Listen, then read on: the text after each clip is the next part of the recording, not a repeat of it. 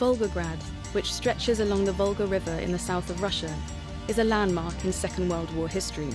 Formerly called Stalingrad, the city was completely rebuilt after suffering devastating losses during the war, a history which looms large in the city's identity today. But there's another cultural side to Volgograd, one that has earned the city a reputation as an incubator for some of Russia's best electronic music. I'm here to discover what the contemporary side of Volgograd has to offer. To help me, my guide Vadim, a DJ and musician, will guide me around the city, taking me to the satellite town of Volzhsky on the other side of the river, to show me what's behind the curtain of the post-war grandeur of this historic city.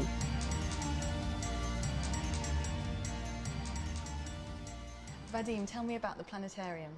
In Russia, it's the second biggest planetarium, and it's the 8th biggest in the world. As I know, this planetarium was a gift from German people to Russia. They bring materials, and Russian people built it. When was that? In 1954. Okay, so about 10 years after the war then. Yep. Who's that statue of? It's a statue of peace. You see this bird at the top, white bird of peace. Oh, okay. Maybe not so white, but you know. We can imagine. Yep. Wow, that is so beautiful. С этого телескопа я иногда наблюдаю за МКС.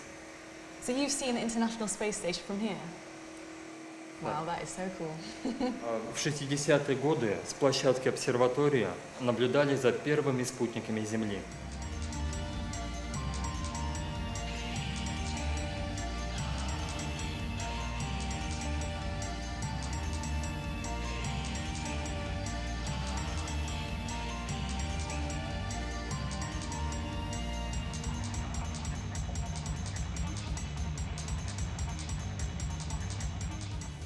You haven't always lived in Volgograd, have you? I used to live in Moscow for a couple of years, but after it I go back to Volzhsky. Because Moscow is too fast and too big for me. You know, it's very complicated to see your friends every day. But in Volzhsky you can only 10 minutes by bicycle from one part to another. I'm looking forward to going.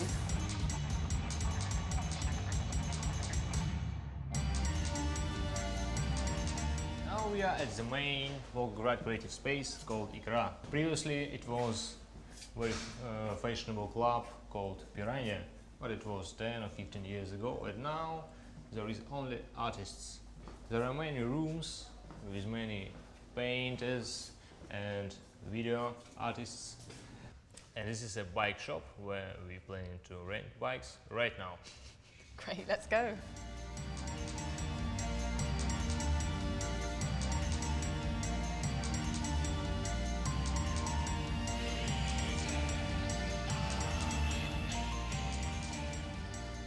You can see this statue from across the city, but you don't realise the scale of it until you get up close. If you look at the small, tiny people there, you can really see how enormous it is.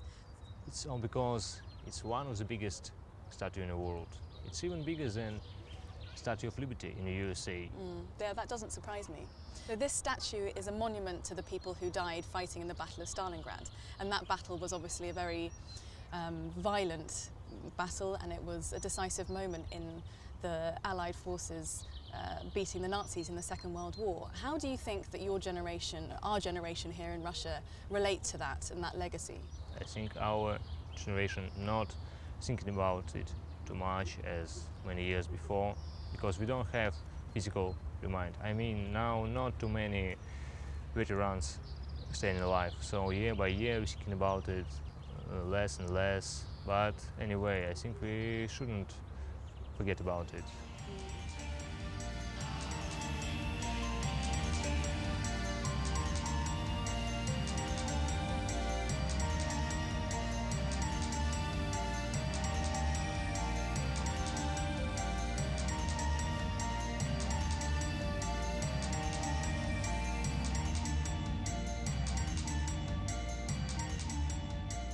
Prospect Lenina is one of the longest avenues of the city, right?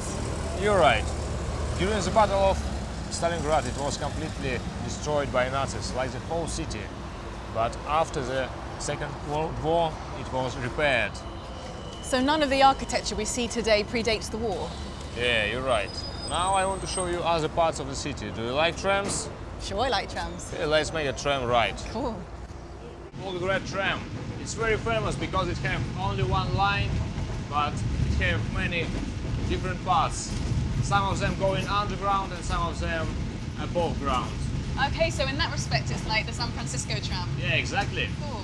Does the tram cover the entire city or just part of it? It covers like a half of the city.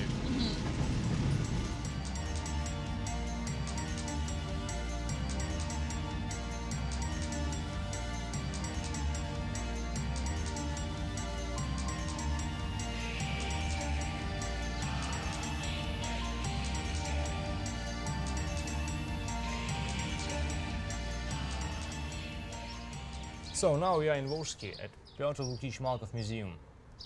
He is the main architect in Volzhsky, but now he's died. So he was an architect, but he was also clearly really into sculpture, given that there are sculptures of all different styles and from different materials inside and out here. Sometimes we do different cultural events here, like concerts, fairs, free markets. To be honest, it's one of the best places in Volzhsky.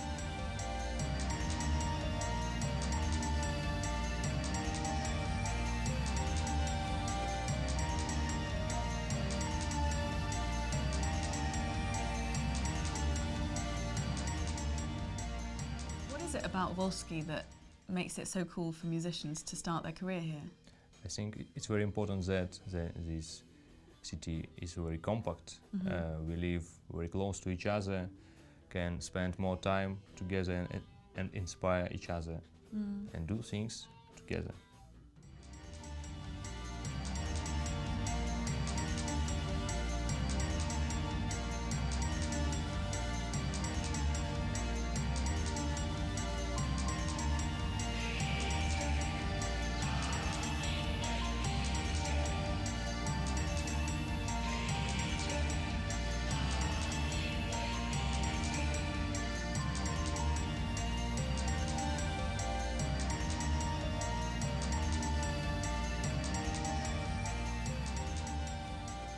Vadim, thanks so much for showing me around these 2 days. It's been great. You're always welcome. And by the way, tonight you'll hear some very good music in Volzhsky. I can't wait. So this is your gig that you put on that you're going to be playing at? Yeah. I've been waiting for these last 2 days to listen to you play, so I can't wait. From its post-war buildings to its gargantuan monuments, history lives in Volgograd. But with Vadim, I discovered a contemporary cultural life that's helping the city carve out a different identity.